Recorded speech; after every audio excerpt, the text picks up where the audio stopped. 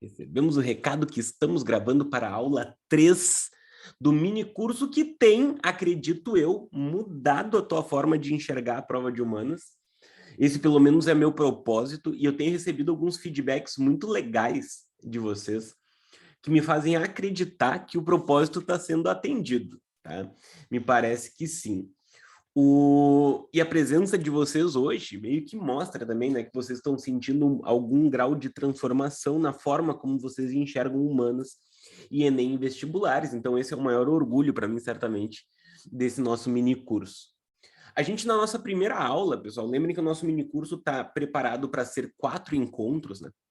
E a nossa primeira aula foi uma aula em que a gente foi valorizar a estratégia de prova. Como assim? Eu te mostrei como algumas provas, principalmente Enem, e daí eu comparei com vestibulares tradicionais, né? O Enem comparado com a URGS, o Enem comparado com a UFSC.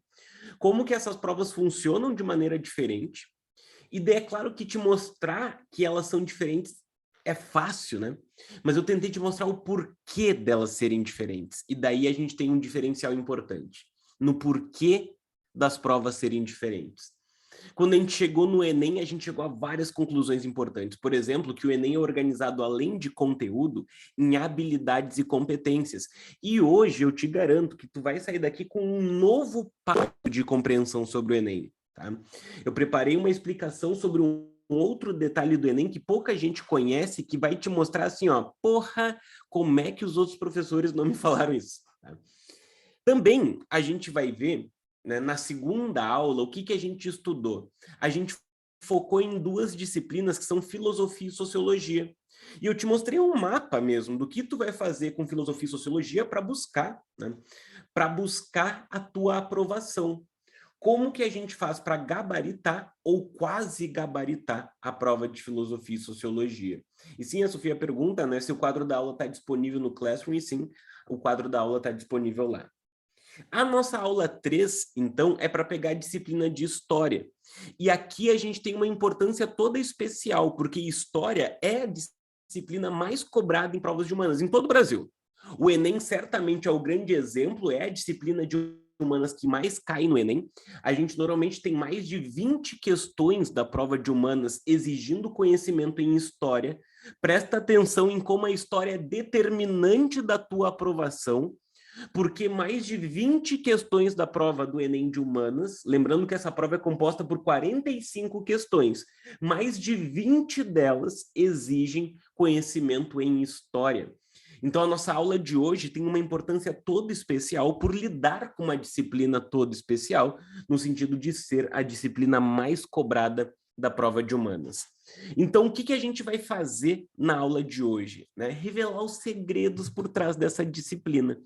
E daí, olha só que a fuder. A gente saiu de uma primeira aula valorizando a importância de entender por que as provas são diferentes e como que a gente resolve provas diferentes. Aula sobre filosofia e sociologia, em que a gente teve um mapa de quais conteúdos a gente vai estudar e como esses conteúdos caem em prova, inclusive de maneira repetitiva, né?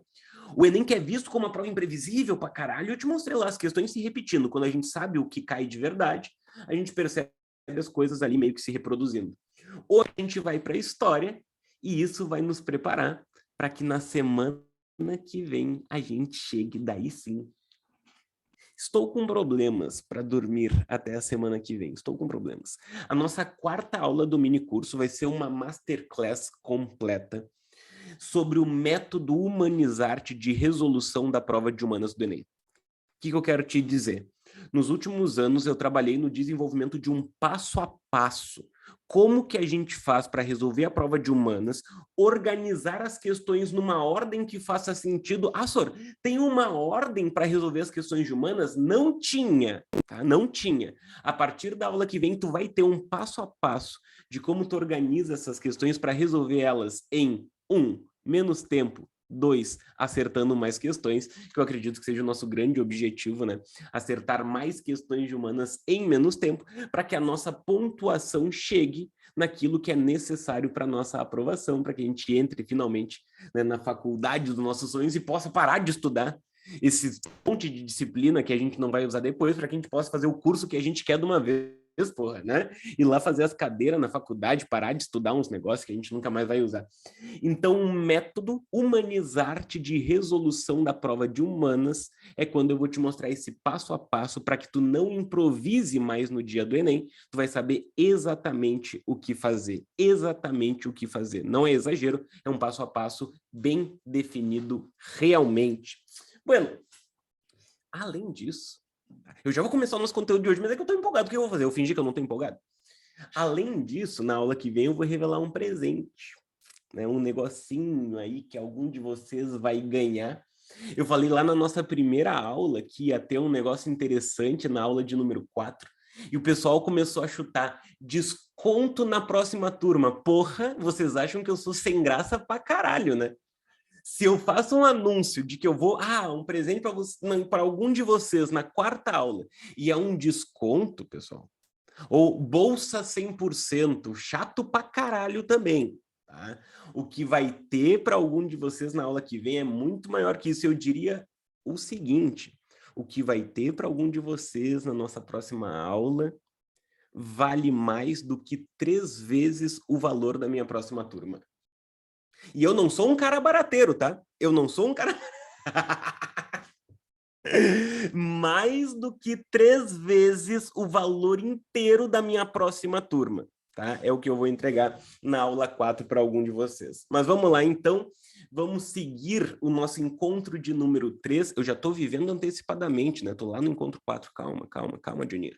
Vamos viver aqui o nosso encontro de número 3, que é encontro sobre história. A ideia, a minha promessa para ti, é que tu vai sair da aula de hoje entendendo como que história realmente cai em prova e o que fazer a partir de hoje para treinar história do jeito certo.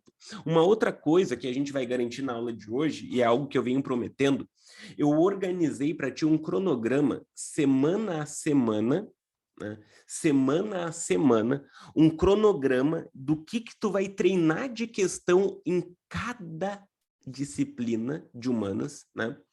O que tu vai treinar, quais são os conteúdos que tu vai treinar de hoje até o Enem. Elaborei esse cronograma semana a semana para ti, eu vou passar no nosso quadro hoje, tu vai poder sair de hoje com esse cronograma completo, né? Eu acredito que a grande dificuldade que o estudante tem, pessoal, e a gente... Porra, como o estudante ele é criticado, né? Tipo, a gente vê, porra, a família chamando o estudante de preguiçoso, achando que é uma barbada o que o estudante faz, achando que quando o estudante está postergando algo, está procrastinando algo, é tipo sintoma de vadiagem, de preguiça. E, na verdade, muitas vezes é falta de orientação, né? Quando a gente não sabe o que fazer, essa dúvida acaba nos travando muito. Então, se tu quer chegar no Enem, chegar nos vestibulares de fim de ano com altíssimo rendimento em humanas, tu vai sair da aula de hoje sabendo exatamente o que tem que ser feito semana a semana. Na semana 1, tu vai pegar questões de história antiga, do Enem, da URGS e da UFSC, e vai fazer tais e tais questões. Na semana 2 vai ser filosofia antiga, mais filosofia medieval, e tu vai tratar isso, isso e aquilo. Então, esse cronograma completo eu vou te passar na nossa aula de hoje também. Olha que comentaram no chat. Eu não acho chato uma bolsa pro teu curso de presente, prof. Gostei, boa. Eu não acho chato. Ó, se os outros estão achando, passa para mim, então. Passa para mim essa bolsa aí, né, pô? Vamos lá, então, camada. Ó, primeiro, tu vai lembrar, né, que na aula passada, quando a gente falou em filosofia e sociologia, eu comecei te mostrando um gráfico dos conteúdos que mais caíram nessas disciplinas nos últimos 10 anos do Enem. Então, a mesma coisa eu vou fazer com humanas a partir de agora. Aliás, com humanas. A mesma coisa eu vou fazer com história a partir de agora. Eu vou te mostrar um gráfico que eu elaborei a partir da análise dos últimos 10 anos de prova do Enem, agora sobre a disciplina de história. Tá? Uma das coisas que deixa o estudante um pouco perdido é que a gente está pouco acostumado nas humanas, tem poucos professores bons nisso, que é utilizar os dados ao nosso favor. A gente acha que dados são coisas ali das exatas, e daí o professor de humanas normalmente fica um pouquinho com o pé atrás. Mas, quando nós somos preparadores para concurso, para vestibular, para Enem, os dados e uma análise séria dos dados, me parece que deve ser uma parte muito importante do nosso trabalho. Muito importante do nosso trabalho. Eu tenho certeza que eu não seria um professor tão qualificado se eu não tivesse dedicação para lidar com uma parte muito entediante da prova, que é estudo de edital, estudo de estatísticas, análise de conteúdos mais e menos presentes. Né? É isso que faz, eu acredito, o meu aluno sair mais preparado. Ele tem um domínio que ele vai incorporando de mim sobre aquilo que realmente cai. Esse gráfico é um desses exemplos, é um gráfico que eu elaborei sobre a disciplina de História nos últimos 10 anos do Enem. Vou pedir para tu tomar um cuidado, já vou fazer uma ressalva. Ó. O conteúdo de... Deixa eu só mudar a espessura aqui da minha caneta. O conteúdo de Brasil República está dividido no gráfico, tá? Por que eu estou fazendo essa ressalva, pessoal? Brasil República é muito o conteúdo que mais cai em história no Brasil, tá? Mas assim, ó, disparado, Brasil República em história é o conteúdo mais cobrado do Brasil. E daí, como ele ia dominar muito o nosso gráfico, para ficar mais claro como ele cai, eu separei Brasil República nas suas fases. Então, olha só, em vez de um pedaço do gráfico pizza exclusivo para Brasil República, eu compartimentei ele. Era Vargas e período liberal, a República Velha, ou a Primeira República.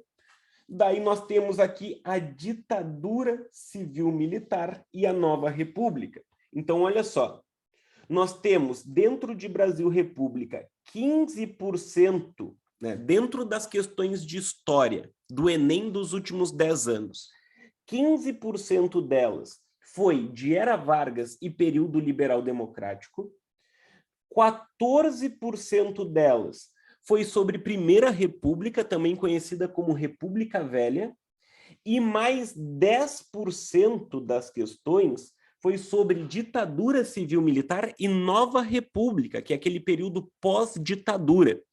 Para quem não lembra, o Brasil República, pessoal, a gente divide em algumas fases. A Primeira República, que também é conhecida como República Velha, vai de 1899 até 1930. Daí nós temos a chamada Era Vargas, que vai de 1930 a 1945. Temos a República Liberal ou Democrática, que vai de 1946 até 1964. Ditadura civil-militar, que vai de 64 até 1985, e a chamada Nova República, que é o período pós-ditadura, vai de 1985 até os dias de hoje, tá? E daí nós temos a seguinte prioridade.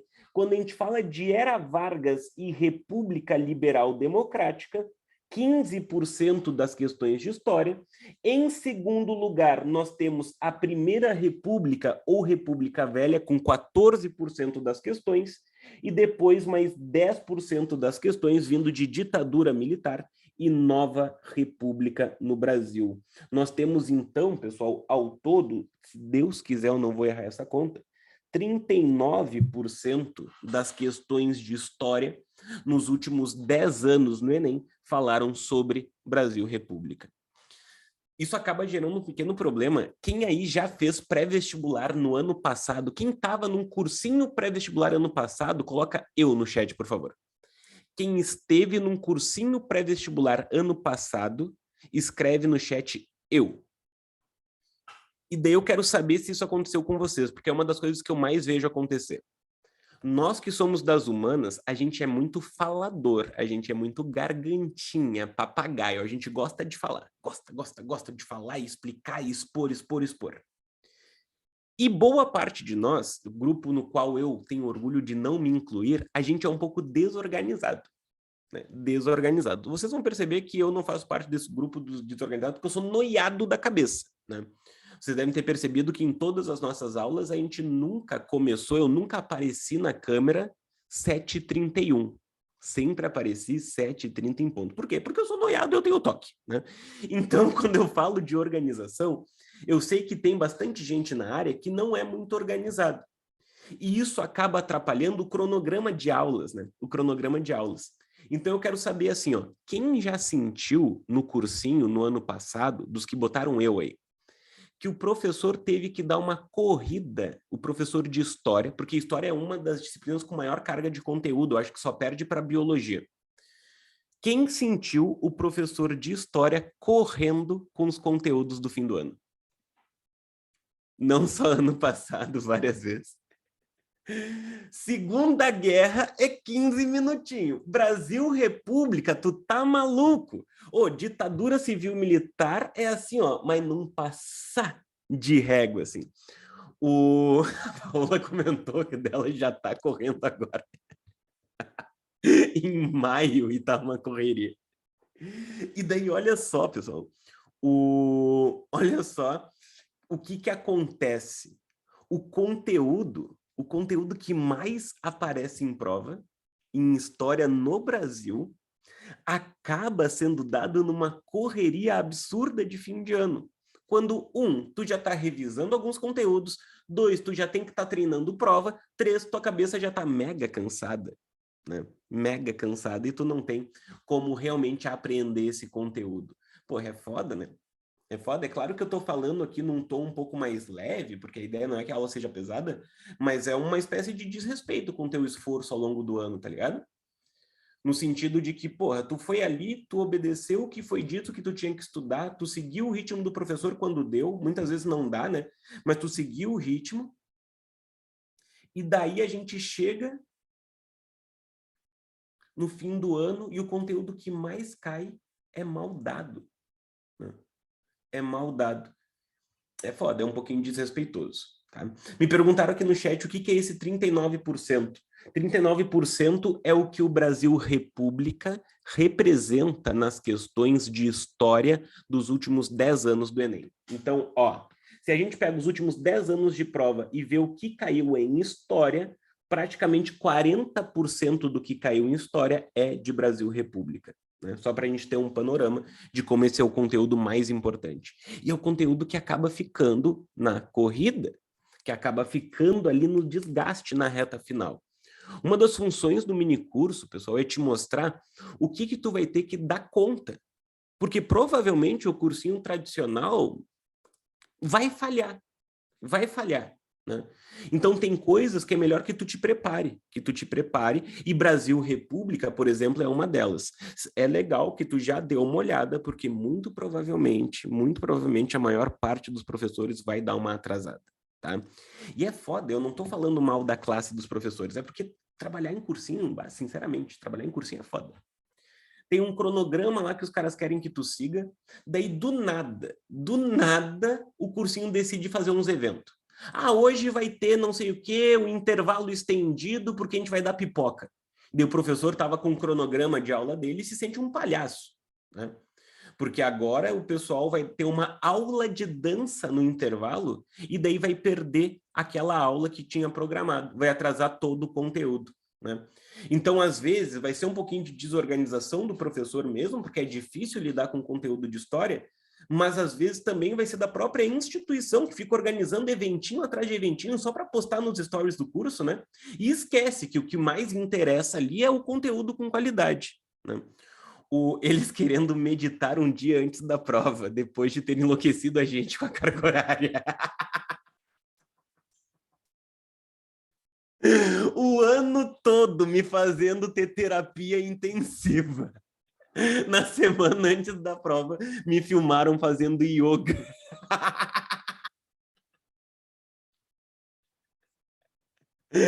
Que merda, que merda. Isso quando os proprietários... É verdade, isso quando não param a aula para ficar dando recado inútil. E recado vai e recado vem, é difícil, tá? Então vamos lá que a gente vai reverter um pouquinho a situação. Olha o que os dados nos mostram, pessoal. É bem interessante que antes do teu professor chegar no conteúdo de República, tu já deu uma analisada nisso. Ano passado foi bem legal, eu dei um curso no YouTube que foram 10 aulas de Brasil República. Tem alguém aí que fez o curso de Brasil República comigo ano passado? Só para eu saber se tem alguém que acompanhou no YouTube. A Isabela fez, pode crer, pode crer. Só para saber se tem pessoas que acompanharam no passado. Foi muito legal. A gente fez 10 aulas, né, em que a gente pôde compreender todas essas fases que eu coloquei aqui para ti. Daí, Primeira República era Vargas, República Liberal, Ditadura Civil-Militar e Nova República. E a ideia era bem essa, assim, trazer esse conteúdo para antes no ano, entendeu? Porque eu sabia que o pessoal ia chegar, né, com isso muito na correria lá no final, e daí eu queria que eles tivessem chegado com um conteúdo mais completinho. E aqui isso mostra a importância desse conteúdo graças ao nosso gráfico. Tá, daí saímos agora de Brasil República. Saímos de Brasil República. O que vai vir na sequência? Brasil Império, né?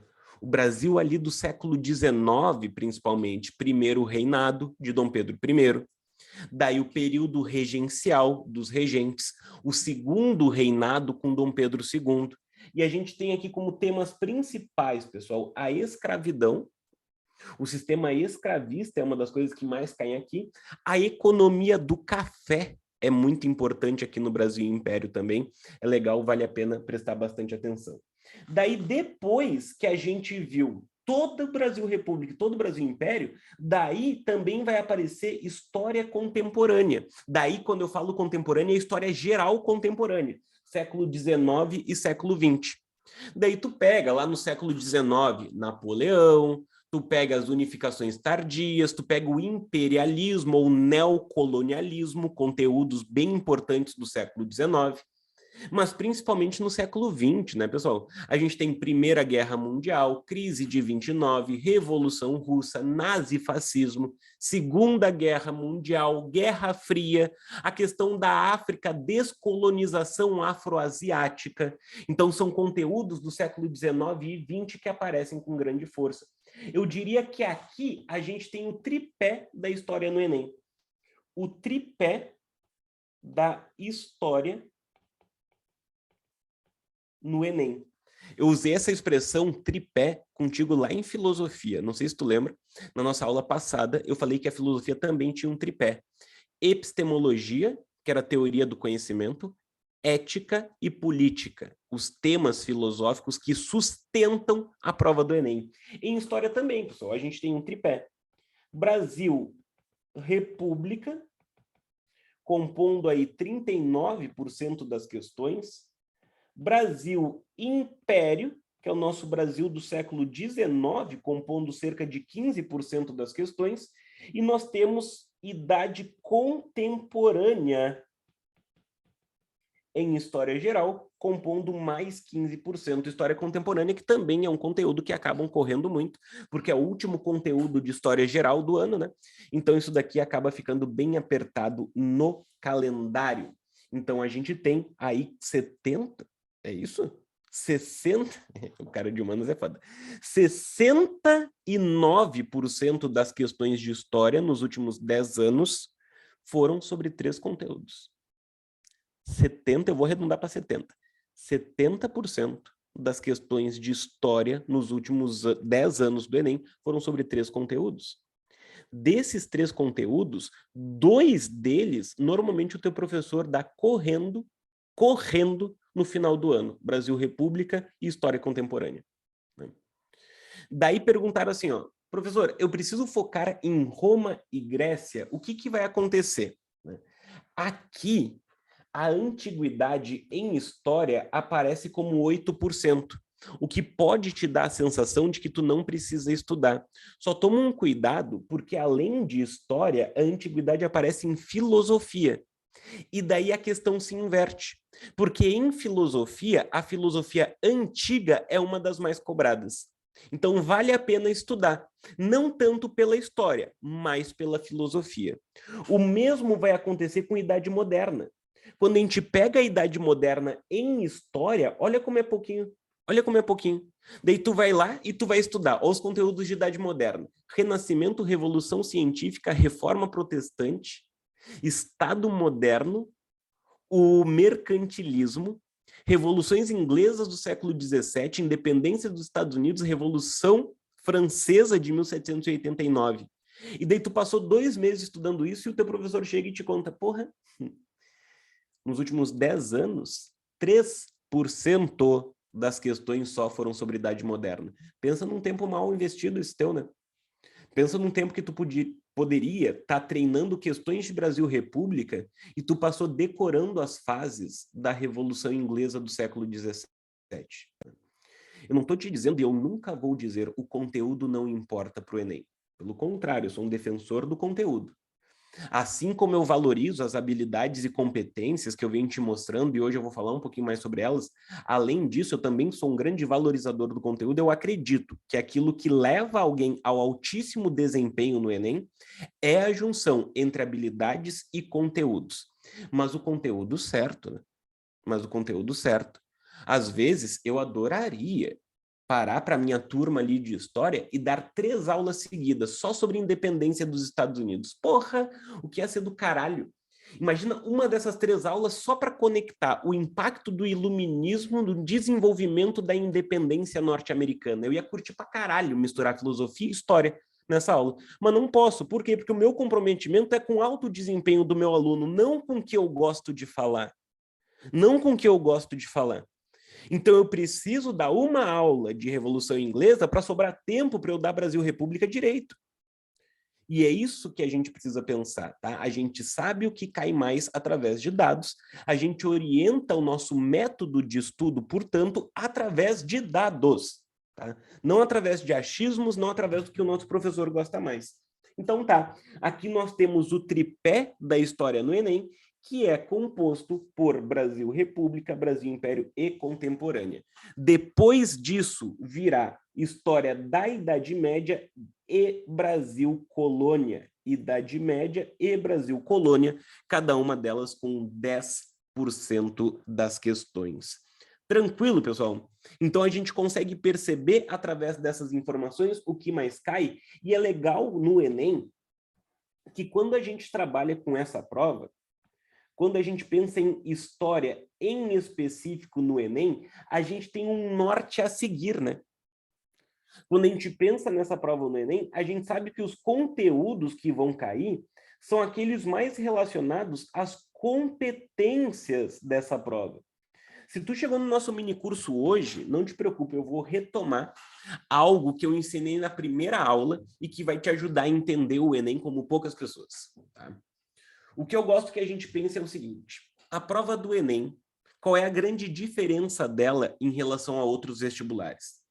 Os vestibulares normalmente são elaborados através de uma cobrança de conteúdos. Cobrança de conteúdos. Quando tu vai fazer uma prova do vestibular da Federal do Rio Grande do Sul, normalmente tu acerta a questão se tu lembra do conteúdo, tu erra a questão se tu não lembra do conteúdo ou se tu não sabe ele.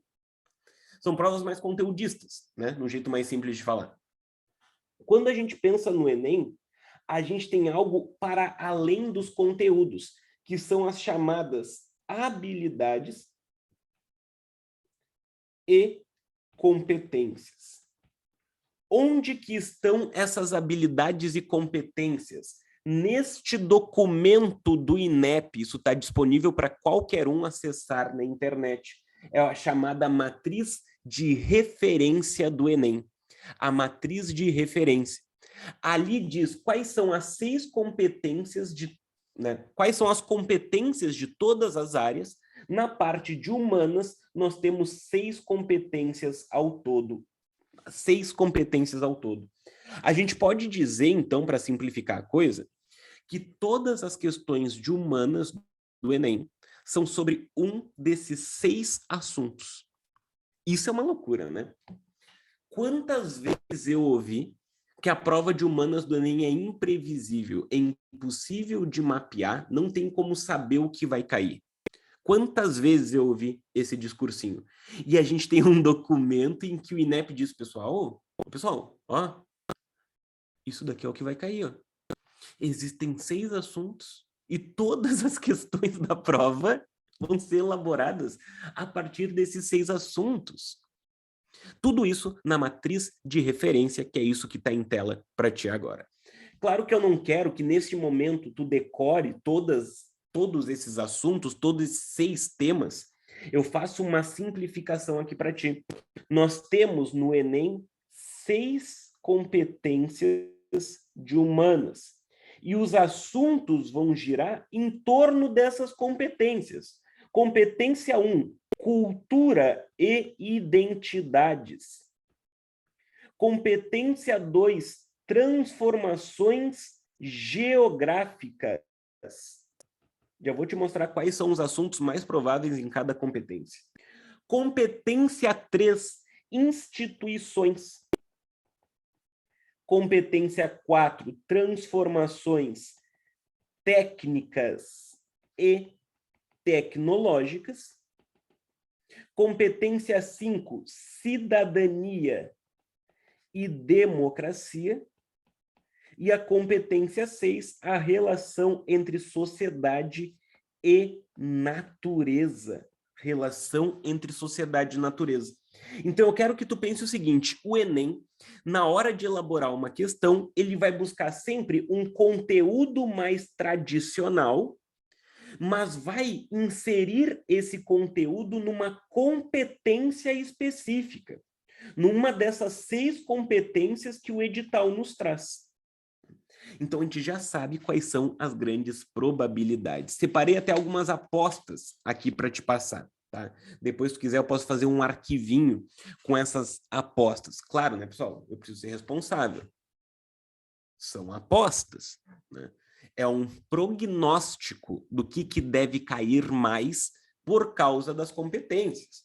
Vou te dizer, eu tenho certeza absoluta que é isso que vai cair? Claro que não. Eu seria fajoto pra caralho, né? Mas a gente tem algumas probabilidades. Exemplo, quando a gente fala de cultura no Enem, vinculando com história, uma das coisas que o Enem gosta de cobrar são discussões sobre etnocentrismo. Etnocentrismo, que é aquela característica quando a gente considera a nossa cultura superior e todas as outras culturas a gente olha com preconceito, né? Então, a gente tem questões, por exemplo, sobre os europeus chegando na América durante a colonização e olhando para o indígena como se o indígena fosse um esquisitão, fosse um estranho. Isso é etnocentrismo. O europeu está assumindo que a sua própria cultura é a única aceitável, né? E que qualquer outra cultura é desprezível, é inferior. A gente também tem questões sobre a cultura indígena no Brasil, a cultura negra no Brasil, patrimônio histórico e cultural, patrimônio material e imaterial, aparece muito no Enem, questões sobre capoeira, por exemplo, sobre patrimônio imaterial no Brasil, questões sobre culinária, aparece muito no Enem isso, questões sobre culinária, sobre música, teve questões já sobre grafite no Enem, né, que tem a ver aí com linguagens artísticas, linguagens culturais. Aqui a gente tem, então, na competência sobre cultura, né, questões que são mais prováveis de aparecer. A segunda competência é transformações geográficas. O que aparece aí, pessoal? Daí, por exemplo, tu vai lá falar da antiguidade. Porra, a expansão romana, ó, a transformação geográfica. Roma se expandindo. Ou tratados territoriais no Brasil, Tratado de Madrid, o tratado que alterou a linha de Tordesilhas, transformações geográficas na história, né? Ou guerras que acabaram tendo consequências territoriais, como mudou a geografia europeia com a Primeira e a Segunda Guerras Mundiais, transformação geográfica.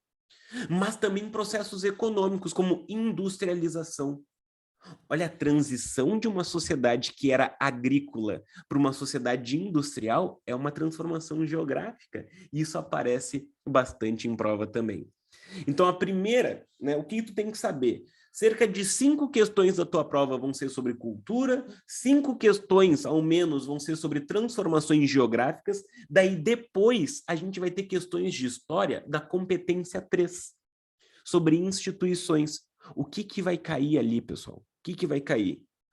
Questões sobre a igreja, questões sobre o Estado, questões envolvendo movimentos sociais. movimento negro, movimento indígena, movimento LGBT, movimento feminista, instituições sociais importantes, né? A gente poderia pensar em questões sobre partidos políticos que aparecem muito em história do Brasil. As ideologias dos partidos políticos durante o Brasil República é um eixo que aparece bastante em prova também. Então, como que a gente sabe o que tem maior probabilidade de aparecer? Dominando conteúdo tradicional, dominando conteúdo mesmo, história do Brasil, história geral, e além de dominar esse conteúdo que precisa ser estudado, entender como as competências e as habilidades funcionam. Eu vou te mostrar um mapa de como que tu vai fazer para seguir esse caminho sozinho, se tu quiser. O teu treino sobre habilidades, competências, estratégias de prova e prática. E é claro, na aula que vem eu vou te fazer um convite, se tu quiser fazer esse caminho não sozinho, mas acompanhado por nós da Humanizarte, também vai ter essa opção. Mas tu vai sair da aula de hoje com um cronograma do tipo, porra, eu não quero fazer turma com esse maluco depois, eu vou aproveitar um mini curso aqui, tudo que ele tem para me oferecer, e depois eu vou seguir sozinho. Tu vai sair daqui com as ferramentas que tu precisa para isso. Tá? Claro que vai sair com um convite também para conhecer as nossas turmas, mas tu vai sair com todas as ferramentas que tu precisa para seguir esse teu caminho por conta, se assim tu preferir. Ó, vimos algumas apostas para cultura, vimos algumas apostas para transformações geográficas, algumas apostas para instituições, foco nos movimentos sociais, aparecem muito, muito mesmo em prova. Depois, próxima competência, transformações técnicas e tecnológicas. Vai pensando, vai pensando. Temas da história que tem a ver com transformações técnicas e tecnológicas. Quer ver? Tecnologia agrícola na antiguidade. O desenvolvimento da agricultura. Tá aí, transformação técnica e tecnológica. A irrigação. Como as sociedades antigas utilizavam os grandes rios para irrigar a agricultura. Técnica e tecnologia. Feudalismo e o desenvolvimento de técnicas agrícolas também pode aparecer aqui. Daí a gente chega na Idade Moderna. A imprensa.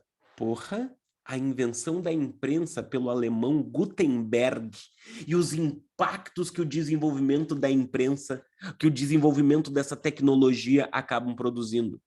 Questões sobre artesanato, manufatura, indústria, fazem parte do eixo de tecnologia no Enem. Revolução industrial, o Enem adora. As transformações técnicas e tecnológicas produtivas e os impactos que essas transformações vão produzir. Internet e os impactos da internet no nosso cotidiano, quase todo ano. Tá? Isso daí, sim, se eu pudesse apostar, não muito, né? Mas só a pontinha do minguinho, assim, não vou apostar muito também, que eu não sou louco. Mas se eu pudesse apostar alguma coisinha numa questão no Enem, certamente seria alguma coisa relacionando o impacto da internet ou da tecnologia dos telemóveis, dos celulares no nosso cotidiano. Isso tem aparecido praticamente todo ano. Outra questão legal também, globalização. O desenvolvimento da globalização é um dos temas que o Enem mais gosta de abordar aqui no eixo de tecnologia. Então, mais uma vez te digo, os temas não são imprevisíveis, dá para a gente mapear quais são as maiores probabilidades de prova para que a gente estude, a gente coloque o nosso esforço naquilo que vai nos trazer resultado, né? Porque, porra, é bem cansativo a gente ficar estudando, não é algo, nossa, como eu acho divertido. E daí saber que eu estou ali dedicando o meu esforço no estudo de algo que não cai é um pouquinho frustrante. Próximo tópico, cidadania e democracia. Ó, tu já viu lá no Enem questões sobre democracia ateniense, por exemplo. A democracia em Atenas na antiguidade. Tu já viu questões perguntando quem é cidadão na Grécia, quem é cidadão em Roma? São assuntos envolvendo cidadania e democracia. As lutas sociais ao longo da história, os plebeus buscando mais espaço, os camponeses feudais lutando por mais direitos, faz parte da cidadania e da democracia, a busca por cidadania, a busca por participação política. Mais uma vez, movimentos sociais podem aparecer aqui. Eles aparecem muito porque tem uma habilidade, que é a habilidade 22, que pede para a gente analisar as lutas sociais que trouxeram alterações em leis e políticas públicas. lutas sociais que conseguiram alterar leis e políticas públicas. A gente pode imaginar aí uma questãozinha sobre Lei Maria da Penha, sobre a lei de cotas no Brasil, sobre a obrigatoriedade do ensino de história e cultura africana e afro-brasileira no Brasil, sobre as leis de garantia das reservas indígenas no Brasil também. Então, movimentos sociais que acabaram trazendo alterações em leis ou políticas públicas, né? Então, são temas que aparecem dentro das habilidades da nossa competência 5, a penúltima, aquela que é sobre cidadania e democracia. E daí a gente chega na competência 6. A competência 6, pessoal, vai falar da relação entre ser humano e natureza. E daí tu pode pensar assim, ó, questões envolvendo a relação entre as sociedades e os grandes rios na antiguidade. Já apareceu, porra. Ou doenças ao longo da história, grandes epidemias, grandes pestes que assustaram o ser humano. A peste bubônica do final da Idade Média, a gripe espanhola, a pandemia de Covid, né? Tudo isso chegando aí como uma parte das relações também entre ser humano e a natureza. Grandes navegações, já pensou nisso? As grandes navegações são um processo de relação com o ser humano com a natureza, desbravando territórios marítimos antes desconhecidos. A gente pode pensar mais uma vez na Revolução Industrial e o desenvolvimento de tecnologia como algo que gera degradação ambiental, né? A preocupação do Enem com a preservação do meio ambiente é uma das coisas mais presentes ali na nossa competência 6, na relação entre sociedade e natureza. Então, o que eu tentei te mostrar? A gente percebe quais são os assuntos mais prováveis de prova graças a esses dados. Daí a gente vai no edital do Enem e analisa as competências, que são os grandes 6 temas que são cobrados na prova de humanas. E assim a gente consegue montar o nosso prognóstico do que deve aparecer em prova, do que é mais provável. Tu vai ver que se tu sair da nossa aula de hoje e abrir qualquer edição do Enem, tu vai ouvir a minha voz falando dessas competências aqui. Garanto, garanto, garanto. Tu vai ter ali certamente questões falando, analise o impacto dessa tecnologia na vida social. Analise a relação entre ser humano e os rios em tal sociedade. Porque a cultura e a identidade desse povo foi manifestada em tal produção de memória.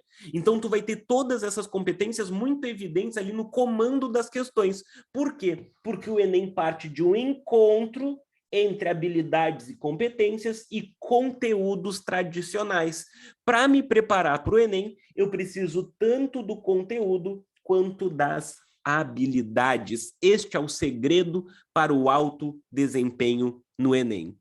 E daí, eu te falei que eu ia te mostrar um segredinho sobre o Enem. Que é assim, prof, qual o nome de achar o meu povo melhor que o outro na competência 1? Etnocentrismo. Vou escrever aqui. Etnocentrismo é quando eu defino a minha etnia e a minha cultura como central. E qualquer coisa que fuja da minha etnia ou da minha cultura, eu considero não diferente, mas inferior. Né? Em vez de aceitar que as culturas são diferentes, eu atribuo às outras culturas um patamar de inferioridade em relação à minha. Etnocentrismo é o nome disso. Bueno, o que eu estava te dizendo? A minha intenção também é te mostrar hoje algo que está presente no edital do Enem e que eu não sei por quê. Isso daqui não é algo retórico, eu não sei por quê os professores parecem não saber que isso existe. Não me leve a mal, tá? Não me leve a mal. Eu dificilmente abro críticas a colegas de profissão. Tá? Aquilo que a gente diz antes de largar uma bomba, né? Quem sou eu para falar alguma coisa, tá ligado? Quem sou eu para dizer algo? Dificilmente eu critico colegas de profissão. Mas eu seria muito irresponsável se eu fosse teu treinador de basquete e eu não soubesse as regras do basquete. Tu concorda? eu seria muito irresponsável se eu fosse teu treinador de futebol e eu não conhecesse as regras do futebol. Então, se eu me posiciono como o cara que vai te levar até a aprovação no Enem ou no vestibular, pessoal, tem um mínimo que se exige da minha parte, que eu domine como que realmente funciona o Enem e vestibulares. Eu não posso estar com a minha mesma aula pronta desde 2015, repetindo a mesma aula ano após ano, como se as provas não mudassem, como se a dinâmica não se alterasse, como se aquela mesma aula de 2015 fosse suficiente para te levar à aprovação. Não é, pô. Não é. E é minha obrigação. A minha obrigação não é dar uma aula divertida para ti. A minha obrigação é dar uma aula que, de fato, seja de alguém que compreende os desafios pelos quais você vai passar. Enem e vestibulares são os principais. Se eu consigo que a aula seja divertida, daí é um bônus, daí é lucro. Se eu consigo te fazer, de vez em quando, dar uma risada na minha aula, porra, da hora, vou ficar felizaço. Agora, o que não pode faltar é eu saber qual é o teu objetivo e como que essa prova realmente funciona. E daí tu vai ver gente falando sobre o Enem, daí tem gente que se posiciona como eu domino muito conteúdo que cai no Enem. Domina porra nenhuma. Porque eu domino muito habilidades e competências. Domina porra nenhuma. E eu vou te dizer por quê. Porque se tu diz que tu é especialista em habilidades no Enem, tu, pelo visto, não entendeu como o Enem funciona. Porque se tu é um especialista em habilidades, tu é um especialista em 40% da prova só. Dá para passar no curso que tu quer acertando 40% das questões? Não dá. Não dá. Daí tu vai lá e diz, eu sou um especialista em conteúdo. Se tu diz que é um especialista em conteúdo no Enem, tu é especialista em 60% da prova. É suficiente para tu que quer um curso ali um pouquinho mais concorrido? Não é. Então, eu tenho quase certeza que as pessoas, um seleto grupo que realmente entende como essas provas funcionam, não dizem eu sou especialista em habilidades, eu sou especialista em conteúdos. Porque eles sabem que a verdadeira prova vem de uma mescla disso. E daí eu queria te mostrar algo que está nesse documento que eu repito, está disponível na internet para qualquer um acessar. Aqui nós temos, olha só, pessoal, vai ser absurdo quando tu perceber que isso está nesse mesmo documento. Sabe esse documento que tem as competências da prova? Que tem as habilidades da prova? Não precisa ser um Sherlock Holmes, pessoal. Se tu continuar passando esse documento, passei uma página, passei outra página, passei mais uma, tem um anexo feito pelo INEP, tá? Objetos de conhecimento associados às matrizes de referência. A matriz de referência é esse documento com as habilidades e competência. Os objetos de conhecimento são os conteúdos que o Enem te avisa que vão cair. Porque não vai cair habilidade somente, vai cair habilidade aplicada a conteúdo. Vou te levar ali para a parte de ciências humanas, para tu ver como, tá? Alguns de vocês têm sido enganados nos últimos tempos. Vou chegar aqui nos conteúdos de humanas. Não cai conteúdo tradicional no Enem, né? Não cai conteúdo tradicional. O nome desse documento é Matriz de Referência do Enem. Tá? Se tu jogar Matriz de Referência Enem no Google, vai ser provavelmente o primeiro link. Tá? Mas eu posso colocar ali no grupo do evento para vocês esse documento também. Primeiro tópico, diversidade cultural. Não cai conteúdo tradicional. Cultura material e imaterial, patrimônio, diversidade cultural, a conquista da América, conflitos entre europeus e indígenas, escravidão, resistência indígena e africana, história cultural dos povos africanos, a luta dos negros no Brasil, o negro na formação da sociedade brasileira, história dos povos indígenas, formação sociocultural brasileira, movimentos culturais, cidadania e democracia na antiguidade, Estado e direitos a partir da Idade Moderna, democracia direta, indireta e representativa, revoluções sociais da Europa moderna, que é a Revolução Inglesa, a Revolução Francesa, assim por diante, formação do território brasileiro, luta pela independência na América, quando a gente estava buscando independência da Espanha e de Portugal, grupos sociais no Brasil Império, liberais e conservadores, O pensamento liberal na sociedade capitalista, colonização, migração, grupos sociais e processos revolucionários do século XX, não cai conteúdo tradicional. Revolução Russa, Revolução Chinesa, Revolução Cubana, poderia ir passando, tem mais conteúdo aqui, tem mais conteúdo, Sistemas totalitários na Europa, nazifascismo, o governo do Franco na Espanha, Salazar em Portugal, luta pelas conquistas dos direitos dos cidadãos, vida urbana e assim por diante. Pessoal, um verdadeiro professor que te prepara para o Enem, ele domina esse conteúdo, ele domina esse documento de cabo a rabo e ele prepara todas as aulas pensando nesse documento, pensando nesse direcionamento. Todas as aulas, mesmo que seja uma aula de conteúdo, né? E a Isabela está aqui, não me deixa mentir, inclusive, né, que faz parte da nossa turma presencial da Humanizarte no Extensivo. Toda aula que tem a ver com conteúdo bem tradicional, eu defino o que é um conteúdo importante e o que não é a partir desses documentos oficiais. Não de achismo, não de um material didático que às vezes nem focado no Enem mas naquilo que o INEP traz. E é por isso que a gente tem mais resultado na Humanizarte. Porque, de fato, a gente prepara para essas provas realmente. Tu vai sair desse minicurso sabendo fazer isso por ti, né? É esse o nosso grande objetivo. Então, o que eu queria que tu pegasse? Quando eu digo que o Enem sai de uma junção entre conteúdo e habilidade, eu não estou inventando coisa.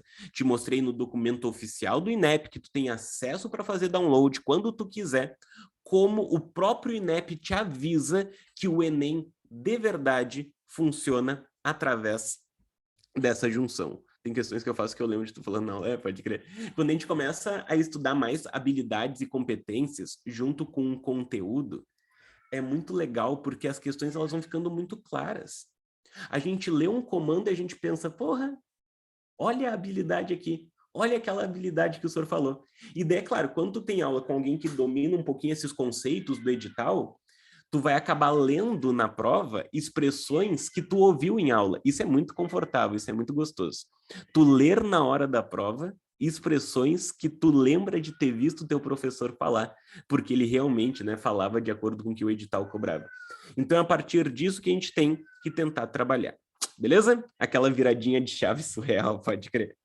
E tudo isso está disponível para a gente, né, pessoal? Então, essa daqui não é uma aula para te apavorar, do tipo, fiz tudo errado até agora. Pelo contrário, essa aula é dada em maio, porque a gente tem tempo de reverter a situação e tem tempo de fazer o direcionamento completo a partir de agora, né? A interpretação vem pronta nas questões. Isso é um negócio muito legal. O pessoal acha, porque às vezes tem umas questões que são de interpretação. Não são, são de habilidade. Só que quando tu tem aquela habilidade, parece que foi fácil interpretar. E quando vê, foi só um professor que te treinou para aquela habilidade sem nem te dizer. Isso é muito do caralho, de fato. Parece que a interpretação vem prontinha, vem feita, né? Então, tu pode ficar tranquilo que é possível tu desenvolver essa visão de prova que te dá essa sensação que nem a Isa comentou. A sensação da interpretação vindo pronta, a sensação de ouvir a voz do professor ali na hora de fazer a questão, porque realmente foi uma aula dada de acordo com o que é cobrado em prova. Daí, pessoal, o que eu queria fazer a partir de agora? Tá na hora da gente montar o nosso cronograma, né? Tá na hora da gente montar juntos como que vai funcionar o teu passo a passo. Terminamos o minicurso, digamos, né? Semana que vem a gente termina. O que precisa ser feito a partir de então? Tá? A partir de então. Tu vai seguir estudando conteúdo como tu tá hoje, fazendo o teu cursinho, fazendo o teu grupo, né? Sempre que tu puder escolher, acho que eu falo com um certo grau de tranquilidade. No caso de poder escolher entre cursinho e grupo por disciplinas costuma ser muito mais efetivo, né? Mas se tu tá num cursinho, dá para desenvolver muito bem a partir disso também. E daí, além do conteúdo tradicional, eu vou te mostrar que conteúdos tu vai treinar questões semana a semana, beleza? Até o dia do Enem. Deixa eu ver um negócio. Depois a gente conversa sobre as coisinhas, tem alguns projetos sim, tá? Mas daí pode chamar que a gente bate um papo sobre isso. Mas aqui só para a gente não destoar do cronograma, agora que eu vou passar, semana a semana. O que eu calculei, tá? O que eu calculei? A prova de humanas do Enem, é a prova do primeiro dia, né? Vai ocorrer no dia 5 de novembro. 5 de novembro. Daí, o nosso mini curso termina dia 16 de maio. Termina terça que vem. Ô, eu vou ficar com saudadinha, tá? Da nossa terça-noite. Vai ser foda, eu me apego fácil.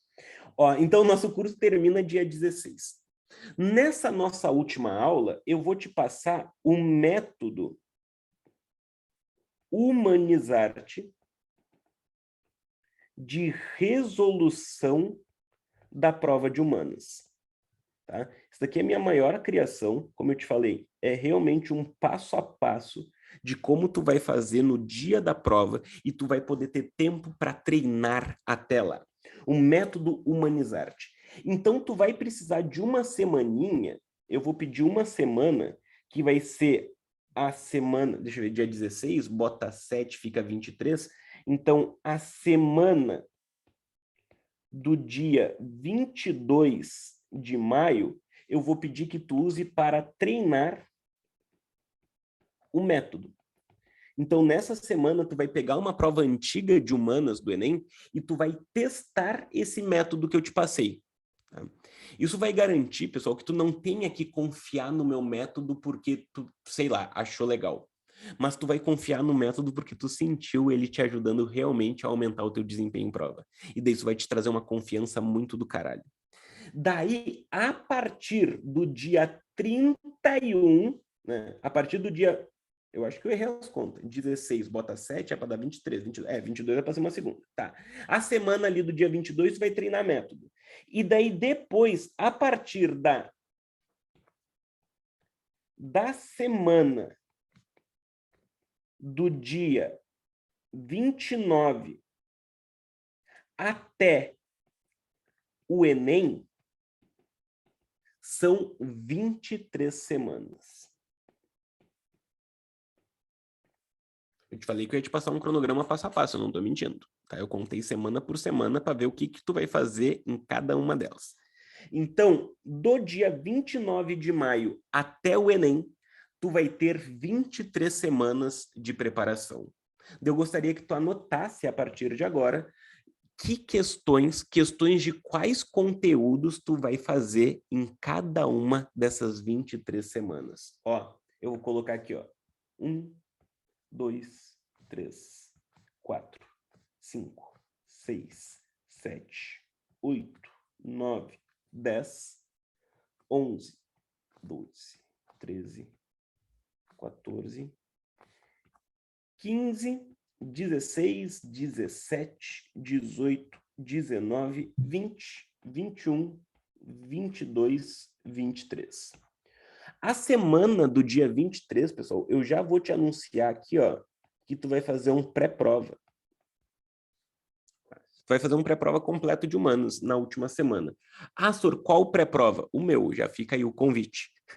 Tá? Na última semana antes do Enem, tu tem um pré-prova comigo, aberto, gratuito. Eu vou fazer uma revisão completa, vou te passar algumas dicas finais, aquilo ali que tem a ideia de te gerar, né, 2, 3 questões a mais na prova, que podem ser muito valiosas aí na semana final. Então, na semana 23, tu tem esse pré-prova, não dá para marcar nada aqui. Então, o que tu farás? Semana 1, tá? Lá na semana do dia 30, do dia 29 ao dia 30 lá de maio. Tu vai fazer questões de história antiga e vai fazer questões de história medieval. Questões de história antiga e história medieval. Daí tu vai selecionar questões do Enem e dos vestibulares que tu for fazer. Tá? Daí tu vai ter essa comparação legal sobre como são diferentes, né? E daí tu vai entender melhor como cada uma dessas provas funciona. Então, primeira semana, história antiga e medieval. Segunda semana, filosofia antiga mais filosofia medieval. Mesma coisa, faz questões do Enem. E se os outros vestibulares que tu for fazer tiver filosofia, Faz também. Alguns de vocês, por exemplo, vai fazer Enem e URGS. URGS não tem filosofia, então vai fazer só questões Enem. Fica claro? Depois, semana 3, tu vai dedicar um tempo para história moderna. Tá? Só história moderna ali na semana 3. Na semana 4, filosofia moderna. Existem muitos aplicativos que tu pode utilizar para selecionar as tuas questões, tá? Busca um bom aplicativo de questões que tu possa escolher o assunto para as questões aparecerem, e daí tu vai ter esse método, tu vai conseguir aplicar ele muito de boa, muito tranquilo. Depois, na semana 5, tá na hora da gente treinar sociologia. E eu quero que tu anote esses 3 temas para tu fazer questão. Trabalho. Quem estava na aula passada tá ligado por quê, né? A gente já viu aqui os temas de sociologia que mais caem. Trabalho, cultura e tecnologia. Tu vai fazer na tua semana 5. Questões sobre trabalho, cultura e tecnologia. Depois, tu vai ter mais um momento de questões de sociologia para trabalhar movimentos sociais, globalização e meio ambiente. Na primeira semana, tu vai fazer questões de trabalho, cultura e tecnologia. Na segunda semana de sociologia, questões sobre movimentos sociais, globalização e meio ambiente e natureza. Chegamos na semana 7, tu vai estudar história contemporânea na semana 7 e depois da história contemporânea, tu vai começar o teu eixo de estudos de Brasil. Como o Brasil é o que cai mais, eu vou deixar esse eixo de conteúdo para o final na tua orientação.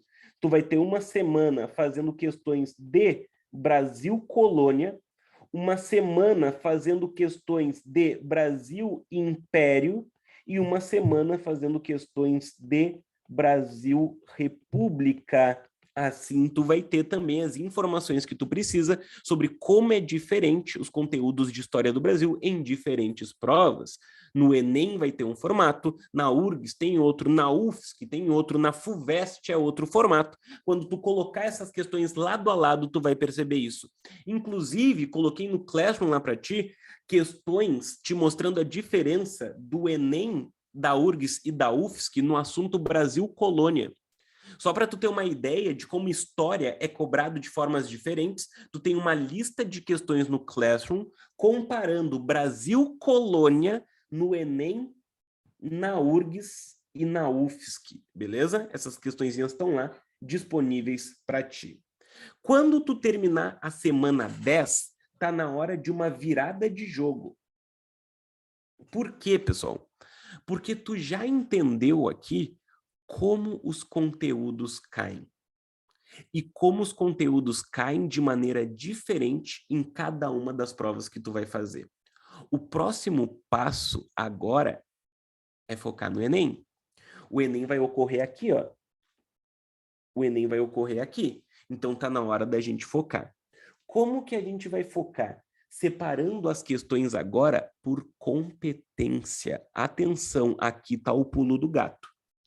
Eu quero que tu fique 2 semanas só fazendo questões da competência 1.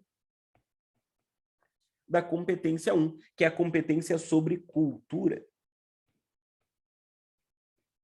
Depois tu vai passar mais 2 semanas só em questões de competência 2. Competência 2, que é sobre transformações geográficas. Na competência 3, mais 2 semanas.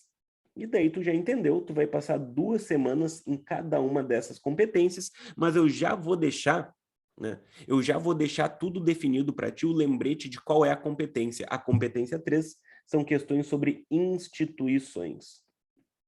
Ó, perguntaram qual app. Eu, particularmente, pessoal, uso um que se chama Super Pro. É um site, mas ele é pago. tá? Mas se vocês puderem compartilhar experiências entre vocês, de sites gratuitos que vocês utilizam, compartilhem aí. Eu uso pago porque, para mim, como professor, é mais fácil eu preparar as listas dos meus alunos por ali, né? Mas tem alguns aplicativos gratuitos também. A Flávia pergunta, a gente começa já semana que vem? Não, não, não, não, não. Semana que vem, tu vai aprender o método Humanizarte de resolução da prova de humanas. Na semana seguinte, tu vai estar praticando esse método, treinando ele numa prova antiga do Enem, para que tu sinta o resultado e isso te traga confiança. Daí, depois, tu vai começar a aplicar esse cronograma aqui. Então, sem ser a semana que vem, sem ser a outra, na seguinte, daqui 3 semanas, tu vai começar esse cronograma que eu estou montando para ti. É lá na semana do dia 29 para o dia 30 de maio. Do dia 29 para o dia 30 de maio. Então, competência 1, competência 2, competência 3, vamos lá. Competência 4, mais 2 semaninhas, para que tu fale, para que tu faça questões sobre transformações técnicas e tecnológicas. Transformações técnicas e tecnológicas. Daí falta pouco. Competência 5, tu vai passar 2 semanas fazendo questões sobre cidadania e democracia, até que a gente chegue aí quase na véspera, né? A gente vai estar fazendo questões de competência 6, que é sobre sociedade e natureza. Pessoal, com todo respeito, tá? Mas é um puta planejamento para tu seguir. Tu tem um passo a passo de quais listas de questões tu vai organizar para tu garantir 2 coisas. Primeiro, tu vai chegar na prova muito bem treinado. Segundo, tu vai ter treinado o que realmente cai. Não vai ter perdido tempo, tu não vai ter desperdiçado o teu esforço, né? Desperdiçar o teu esforço é uma das coisas que mais te desmotiva a estudar. Saber que o teu esforço está indo na direção do alto desempenho, de te levar para a aprovação, te faz ter uma outra relação com os estudos. Não abrir mão do conteúdo, eu não estou dizendo faz só isso daqui, não. Isso daqui vai te tornar um estrategista, um conhecedor de prova. E daí tu vai pegar os conteúdos tradicionais do teu cursinho, do teu grupo, tu vai juntar isso e isso vai garantir o teu alto desempenho. Na nossa semana que vem, eu vou te fazer um convite, se tu quiser fazer todo esse acompanhamento, todo esse cronograma comigo, tu vai ter esse convite formalizado na semana que vem, mas eu queria garantir que antes de eu te oferecer isso, eu tivesse te dado as ferramentas para, caso seja a tua preferência, tu faça isso por conta, tu tenha a tua autonomia. Então foi a grande função do nosso encontro de hoje, beleza? Perguntaram se o Super Pro tem organizado por competências. Não, tu não vai encontrar por competências, tu vai encontrar só por temas, por assuntos mesmo, tá? Isso daí, as competências do Enem tu vai achar nos microdados do INEP, tá? Microdados é onde estão as tabelas que informam as competências. Entretanto, tá? Não te preocupa, porque na semana que vem é quando eu vou te mostrar o método Humanizarte de resolução, né? O método Humanizarte. E daí eu vou te mostrar o que se faz para usar as competências ao teu favor, mesmo quando tu não tem certeza qual é a competência da questão. Então eu sei que nesse momento parece estranho, bah, como é que eu vou saber quais questões são? Calma, calma. Semana que vem o método Humanizarte vai revelar isso aí para ti. A nossa programação da semana que vem é um espetáculo, tá? Esse método passo a passo que eu tenho certeza, eu vou te mostrar, depois eu vou te mostrar mensagens que me mandaram ano passado quando eu ensinei esse método. Como o pessoal ficou impressionado, como foi do caralho, de fato é um dos meus maiores orgulhos profissionais até hoje. Além disso, vou anunciar qual é o presente que um de vocês vai ganhar. Eu disse no começo da aula de hoje, né? O pessoal, será que é uma bolsa 100% na próxima turma? Lá na turma de estratégia e prática em prova? E eu vou dizer, alguém daqui vai ganhar um presente que custa mais do que 3 vezes a minha próxima turma. Vai ser da hora. Vai ser da hora. Mas hoje, vamos retomar nossa aula. Eu só vou te pedir assim, ó, se tu ficou com alguma dúvida, me mande a dúvida agora. Se não ficou, me diz no chat assim, ó, tudo ok, para eu saber que a nossa aula de hoje foi bem compreendida. A gente começou a nossa aula de hoje, pessoal, lembrando que a nossa aula de hoje é focado na história, analisando um gráfico informativo sobre como que essa disciplina realmente é cobrada no Enem. Vimos que o Enem, então, tem um tripé: Brasil República, Brasil Império e Contemporânea, sendo Brasil República, né, muito mais forte. Ah, perguntaram assim, ó, prof, nas semanas de estudar pelas competências, faz só questões Enem? Sim, nesse momento de prática estratégica para a prova, faz só Enem. Por quê? Porque a gente vai estar 3 meses da prova. Né? São 12 semanas de estudo de competência, então são 3 meses para a prova. Daí, o que a gente faz depois? Quando passar o Enem, tu pega provas antigas dos outros vestibulares que tu vai fazer. Beleza? Deixa eu ver. Prof, o quadro da aula passada não está aparecendo no primeiro Classroom que o senhor criou. Beleza, vou dar uma conferida nisso daí e resolvo já. Se eu conheço algum professor que faz um trabalho forte em matemática ou natureza, tenho indicações sim, me chama no privado ali no WhatsApp que eu te passo indicações de profs de outras áreas que trabalham de uma forma semelhante. Beleza? Então, vimos o gráfico das maiores incidências, destacamos Brasil República, mas vimos a importância também de Brasil Império e História Contemporânea. Depois, eu conectei os conteúdos de história com as competências do Enem, e daí vimos quais eram as maiores probabilidades de aparecer, sempre conectando conteúdo com habilidades e competências. Aproveitei para te mostrar um detalhe, que não é tão detalhe assim do edital, que os professores costumam desconhecer, que é aquele anexo que nos anuncia quais são os assuntos que realmente serão cobrados de conteúdo tradicional mesmo. São os chamados objetos de conhecimento associados às matrizes de referência. E daí montamos uma análise, né, uma espécie de cronograma, semana a semana, a partir do dia 29 até o Enem, do que será feito para que tu aumente o teu desempenho drasticamente. E tá aqui o nosso cronograma dos assuntos que serão realizados, questões para que tu aumente a tua pontuação. Beleza, pessoal? Muito obrigado pela paciência e pela participação de vocês hoje. Se vocês puderem me fazer um favor e comentar com os colegas de vocês a nossa aula da semana que vem, eles estão super convidados, tá? É uma aula muito do caralho para mim, eu tenho muito carinho por essa aula, que é do nosso método Humanizarte. Então faz indicações dos teus colegas, larga no grupo do WhatsApp agora depois da aula, vai encerrar a aula, larga no grupo, ó, terça-feira que vem, 7h30, vamos ter uma aula lá na Humanizarte com o método passo a passo de como resolver a prova de humanas. Estou bem feliz que a gente vai chegar nesse momento. Mais uma vez, pessoal, obrigado pela presença de vocês. Tudo nosso, nada deles. Até terça que vem. Valeuzaço. Logo o material complementar está postado lá no nosso Classroom. Beijo. Tchauzinho. Boa noite.